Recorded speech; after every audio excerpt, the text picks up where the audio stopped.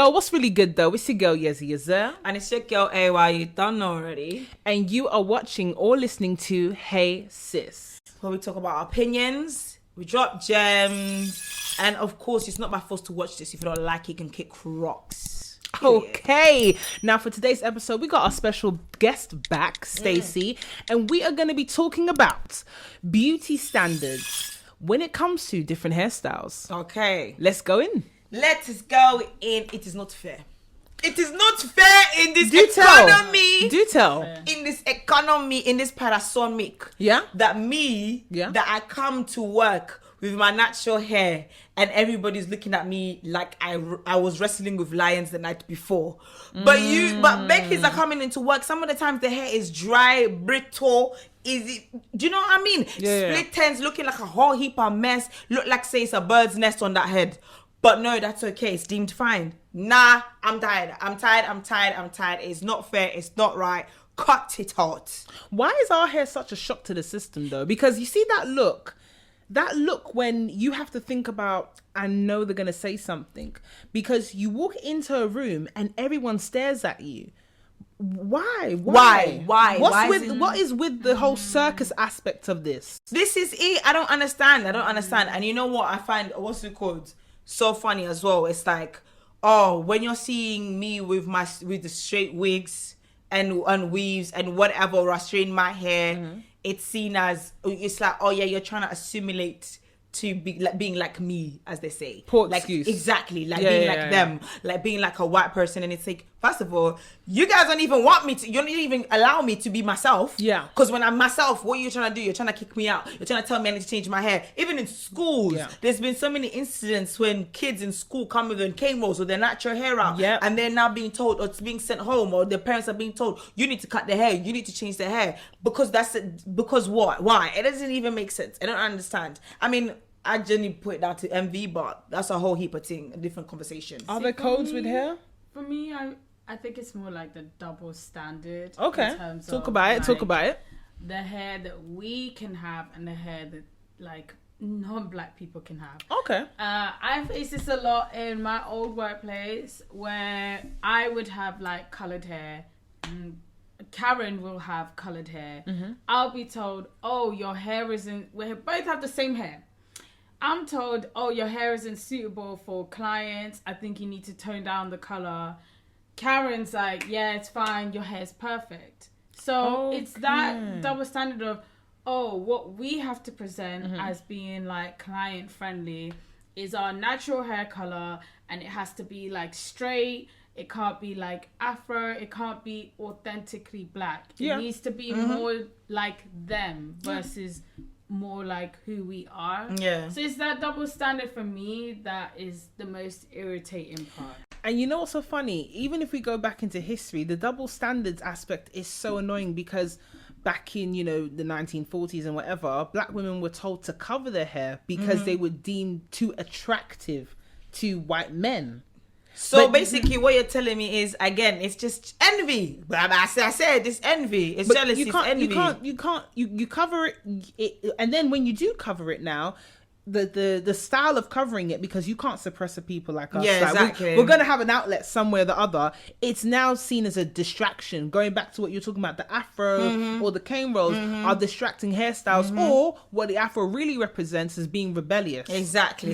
Actually, let me tell you a funny story, and this is linked with like the afro and basically what they deem as afro. I had a black bonnet on when I was in my team meeting, virtual team meeting. Oh yes, bonnet. I had a black bonnet on, and they thought it was my hair. No.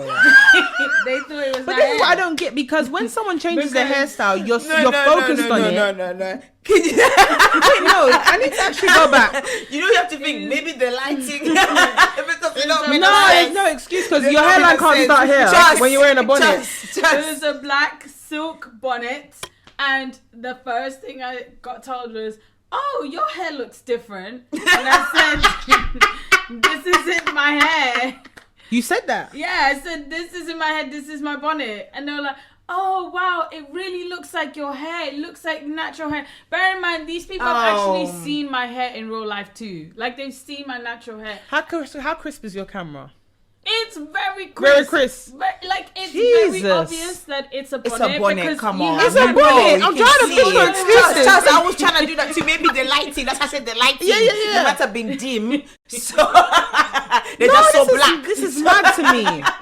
You know why? Because Karens, don't mind their business. They will, investigate your hair. They can see if Everyone's something's business, changed. exactly. But how you gonna confuse roots? This Right. is what I'm saying, bro. Like, Make it make sense. What? You thought it was her hair? I need Karens out there. Let us know how you came to that conclusion. Please. Let us know how it's your like- Karen came up with that conclusion, because I can't understand And that. the thing is, they've seen how big my afro is when it's Mm-hmm. like blown out and everything, and it shrinks. Well, shrinkage is the real Yeah. but it shrinks because of water, right? Yeah. But they thought that was my actual hair, and I was thinking, you've never know it seen is. my hair that short. You've always seen it blown out. Why And would you coloured. colored? Why would you all of a sudden think this is my hair? Because I feel like they automatically have a natural perception of what they think black hair looks Yeah. like. Because of the, But what is it then? It goes off as well with the bald headed thing as well. Because you're thinking that my hair is about this short, it's about this, and it looks like this. Like all the models. Wool. It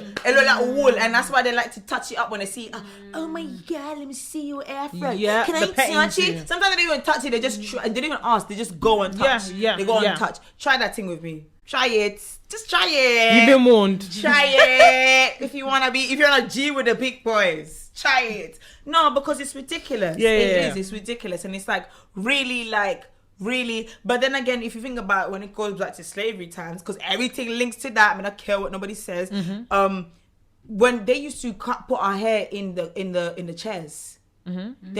They would burn our scalps. They would cut our hair to put it in the chairs, to help make the chairs, to help make the sofas, to help make all of this stuff. So Upholstery. Man. literally, it's a joke. And the double standard is very, very, very frustrating. Because it's like, well, how comes I can't have colored hair, but they can have colored hair? Her hair is black. Do you know what I mean? She's a brunette and she's come in with pink hair, and that's okay. But I come in with pink hair, and that's not okay.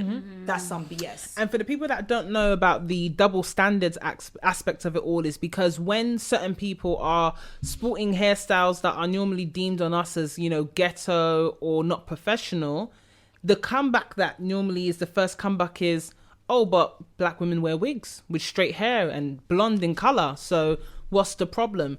It's not the same thing. First of all, it's not the same thing. Yeah, number one, first of all, to be able to do our hairstyles, y'all go through hell and back. Y'all go through hell and back. If you haven't got black type, like any free 3A, should I say 3A and onwards, which is really curly. Exactly, curly hair. You do not. It takes you hell. It will take you hell and back just to get your hair to be looking at the way like our hair looks. I know for a fact. I see these videos. I see what you guys go through. Even these hairstylists say, "Oh, it's so hard to try even grip the hair because it slips." You go through hell and back to get your hair the way it is to look like us. Yeah. Number one. And number two, the fact that you guys are allowed to do that and it's okay and it sees as fashion. But me, you told me I had to straighten my hair to be able to even be respected. How dare you? Third of all, you are the reason why we even started doing the whole straightening our hairs. You didn't allow us to have our own hair. You literally bullied us into it, and then now that because we're rocking it and we're doing it better than you, you're mad. You're mad and jealous. Fourth, I'm not being funny. My hair it's either Brazilian or it's Indian. It's not from Karen that lives in Cornwall. It's not your hair. Yeah. So please, I need you to pipe the hell down. Do you know what I'm saying? I need you to pipe the hell down. And hairstyle is not that straight hair is not culture. Straight hair is not a culture because white people are not the only people that have straight hair. Okay, straight hair is not a culture. Let us get that correct. That's a really good point. Period. Blank. Because when black people were enslaved and they were doing cameras and all of that, it was all pathways. It was ways for them to find a way to get out. And even before that. In Africa. Africa, before that, it all has historical content. Yeah. And it meant stuff. Yeah. And still to this day, some tribes still mean something. Yeah. Different hairstyles can indicate the tribe you're from or within that tribe, the region of the state or the village you're from. Exactly. So it can be used as identification. It could also represent the age you're at. hat as well, Yes. or your marital status. So yeah, we've got a you. history and we've got a culture, hence why we have the ability to say you are appropriating our culture for your own benefit. And when 'Cause sometimes that- people say Vikings, you know, when the Vikings used to have their braids, the Viking fish tail bowl braids that they like to do is not the same as cane rolls that we do. Yes. Let's be honest. Yes. Do your Viking hairstyle. Don't do our hairstyle and then say the Vikings did it. Then do the Viking hairstyle, because you ain't doing Viking hairstyle. Let me ask you guys here, how do you feel about, because there's a statement that's flowing around about the whole, you know, cultural appropriation or enjoying one's culture. Do you believe in the statement of you can't enjoy our rhythm if you can't be with us in our blues? Yes. Yeah. Okay. Yes, because 100%. you're basically just taking a part of us and then just being like, I like that. I like that. I'm going to put that in. Yeah. Yeah. But the rest, long. I've known people who I've had to like stop being friends with because they liked the essence and the culture, the black culture, but they're never there to support the culture when we were going through stuff. Yeah. They're not there. So how can I be your friend when you're just taking the bits you like, but you're not there to support at the end of the day? And All lives simple matter. as we need. For fuck's sake. And it's true. All It's lives true. matter. Stuff like, statements like that is literally a slap in the face. Exactly. Yeah. And it's ironic because it's like you don't want to be there for the blues, but you said all lives matter. But when it's you want me to be there for you. And if I'm not, it's all lives matter. Makes sense. Your whole statement is even nonsense. It's even nonsense, please. I think for me, it hits even harder when it's someone who's Asian that is behaving like that. Just because, like, obviously they don't go through the same struggles Yeah. that black Let's people be go honest, through. yes. They People do of go colour through and their black is different. struggles. Yeah. So for me, knowing that your people go through struggles, we're going through more struggles, and you're still got this like prejudice, this racist like tendency. But that's you wanna steal because the what did I culture, say? but you don't want to Stacey? be with it. That's when I'm like, okay. But what no. did I say to you when it comes to racism? It's a global thing, bruv. It's a global Okay. thing. So what do we think about the acronym that is BAME? What's BAME again? I forget. Black, Asian, minority, Ethnicity, is it? Ethnic? Let me Google this because Please, I was yeah. so ready for you lot. And then now, now you're like, what's it? okay. So BAME Yeah. stands for Black, Asian, and Minority Ethnic. Yeah. Yes, So yes, yes. I know some black people that are like, don't put me in BAME. Don't. But there are some people that are like, we need BAME because if you're in a Western society, we have similar issues. So let's join forces and resources. What do you guys think about BAME? I think it's a lie. I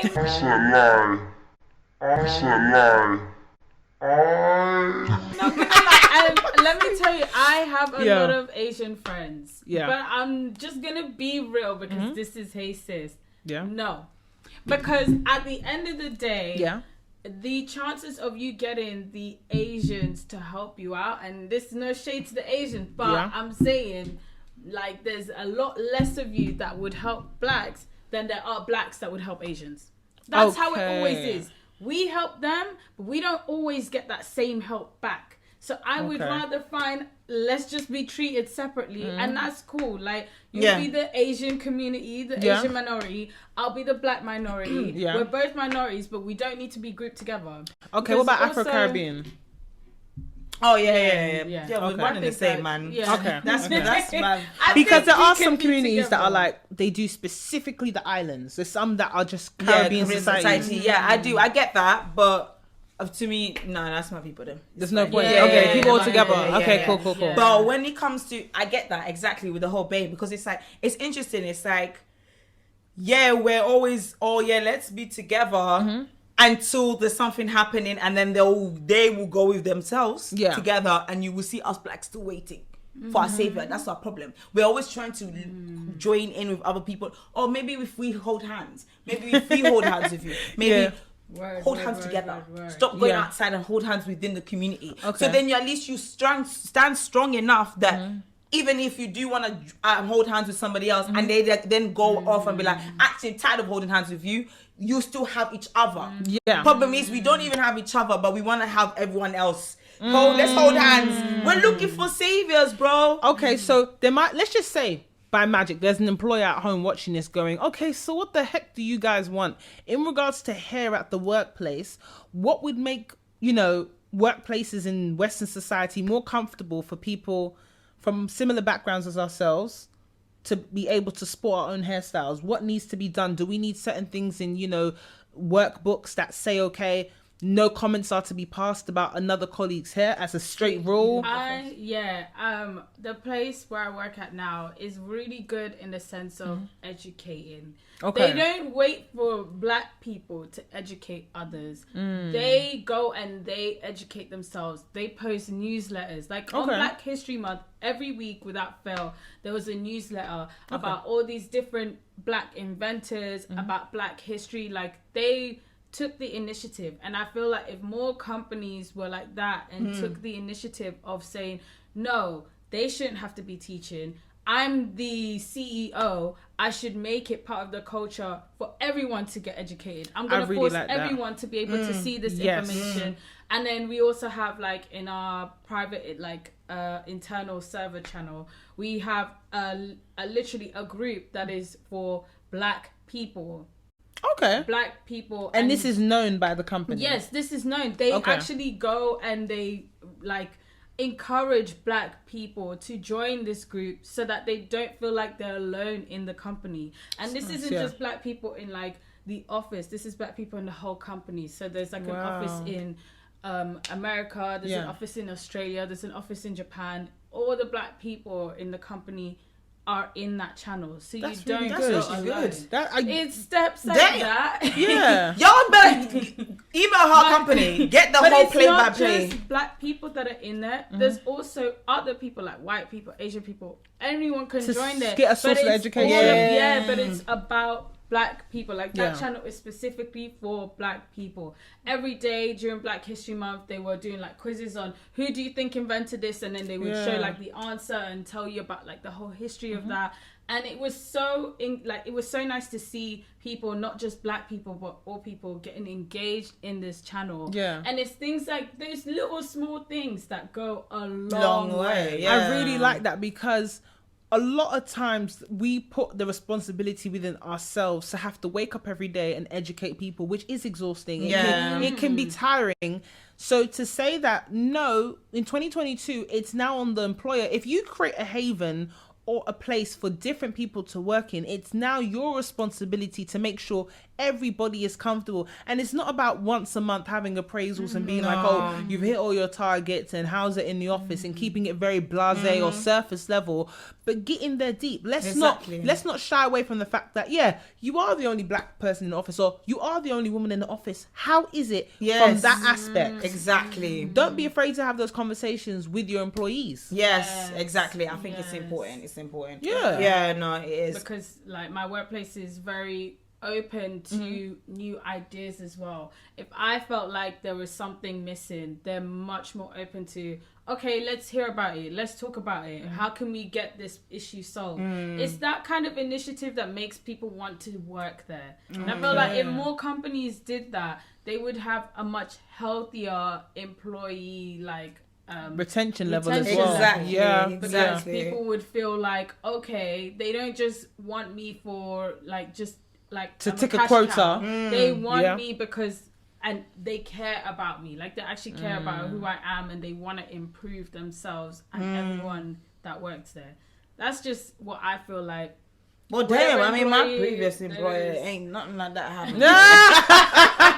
That is true. Nothing like that happened at all. I don't even think any form of the only conversations that happened because of not that Black History Month, but because of the 2020, it was because of us as black people, and we were talking about it and we brought it up. And like I had a manager, one of my managers, he was also educating everyone else there, because he's like, bro, I'll wake the hell up. Like he's like, I have those conversations with people around me all the time, with my friends, because there needs to be had. And he's like, it starts from there. We can't just be relying on them to be teaching. We really need to have these convos and pull up for people and that and everything. However, outside of that, the actual company itself, No. They couldn't give a toss. They couldn't give a toss. I don't even think they even tried to participate in the Black History Month in any time. So you know what I mean? Like, I don't ever remember. I thought maybe they might try and just look. You know that fake when companies pretend to, it's BLM. You know? Yeah. Just to not look bad. Exactly. So, but they didn't even try. They were like, "No, we ain't going front.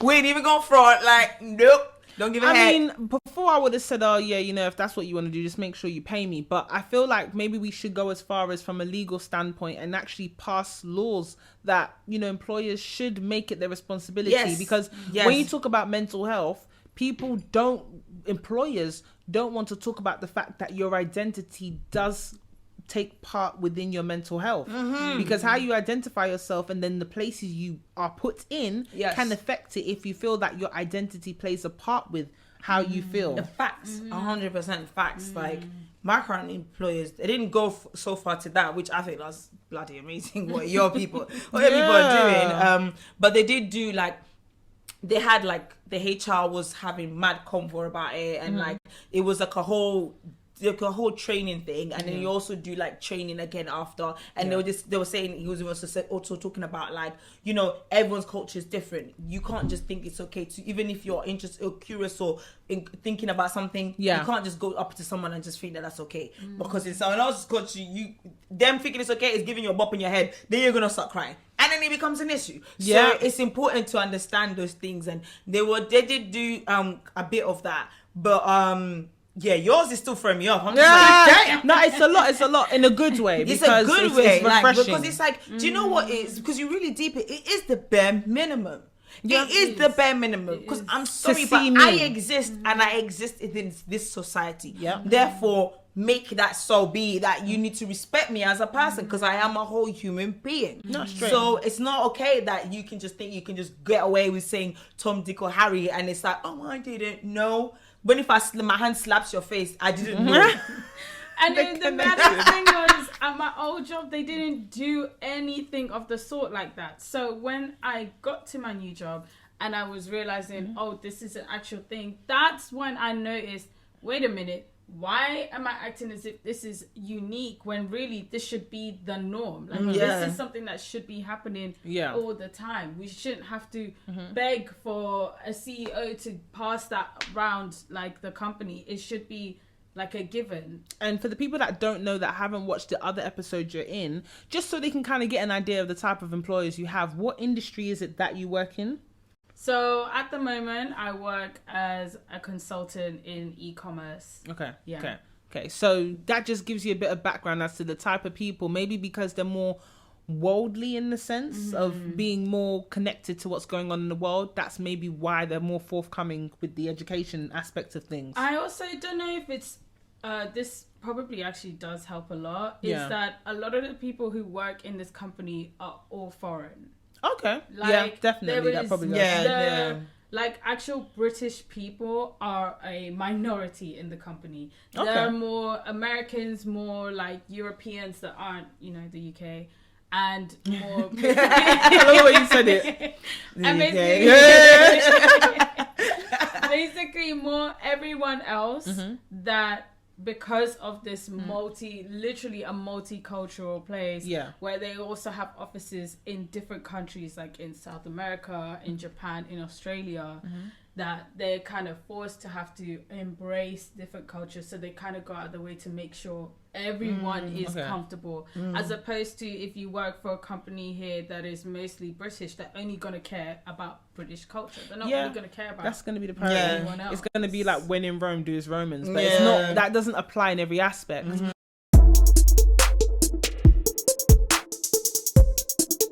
But listen, guys, before we go, I just want our final takeaways to be focused on addressing employers and colleagues when it comes to when we do our hairstyles. What would you want them to know?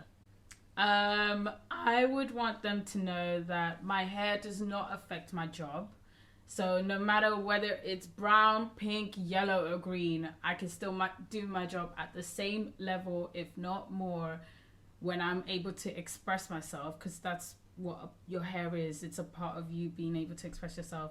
And please don't touch my hair without asking, but also just know the answer's going to be no. Just don't touch the hair. Don't ask. Dirty hands have been. Don't ask. I do not exactly. Do they not know how long it takes to get my hair to stay Even if like it took this? 2 minutes. This is it. Do not ask. Don't. Because Just I say don't it's know nice where and your moved. hands have been, my G. They can be dirty. I don't know. You could have It gone to does- toilet, but didn't fam, wash your hands. Some of you don't washing your hands. It doesn't even matter if it's clean. Why is it when it's your friend, you don't say, let me touch your hair? Why is it Maybe they always just us? do it though. Nah, Maybe fam. they just do it. No, I ain't never seen them touch it. Fam. As Solange sang, Don't touch my hair. There Basically. you go. What's There your final you go. takeaway, Why? My final takeaway for people, I would say, is be authentically you. I always say this all the time because you know what, yeah? The only way you can also bring about change is if you're being by yourself. The more you start molding yourself into pleasing them, the less they will care about actually trying to make things more comfortable for you, because they're like, what's the problem? You are doing what we're telling you to do. But do you know what I mean? We're saying that no, change your hair because I don't like it or for whatever reasons. Yeah. But if you start being yourself and be authentically black, they will have no choice but to accept that, Sha, at the end of the day. Because are you going to fire me because of my hair is the way it naturally is? Because listen, we can make this a big deal if we have to. We can make this a whole news article if we have to. And more companies are much more afraid of making things big and turning into a big thing because they know the power of social media. And it's very long for them having to then have to address these situations in 2022. So please, be yourself. That's it. My final takeaway is if you are a colleague, whatever you want to say is a statement. If you have to think twice about it, pose it as a question so you can learn. And to employers, be very inclusive. Don't be afraid to even have to ask your employees, I would like to, start this or put this into the company. Can I get your advice or thoughts as someone from that culture? Yeah. Because I want the environment to be good for everybody. And yeah, most of these things is that we wouldn't be tired of educating people if they actually posed it as questions first, as opposed to statements. Yeah. So for example, a common one is you might be in the office, you put on the radio. It might be innocent for you to say, oh, I know you want a bit of hip hop on. That's an assumption and a statement that can be seen as very offensive, as opposed to saying, I don't know what kind of music you like. What would you like to hear? Exactly. And then if you find out that I like hip hop, it's better for you to find that out through a question as opposed to an assumption. Yep. This is it, because hip hop is not the only thing that we like, especially because we created music, but that's a whole different conversation for another day. Listen, guys, before you go, make sure you like, subscribe, comment, follow. Let us know about this whole topic that we're having right now down below, and also let us know any other topics you'd like to have on Hey Sis. Exactly. Okay, you know what I'm saying? You have been listening and watching Hey Sis. Stay tuned.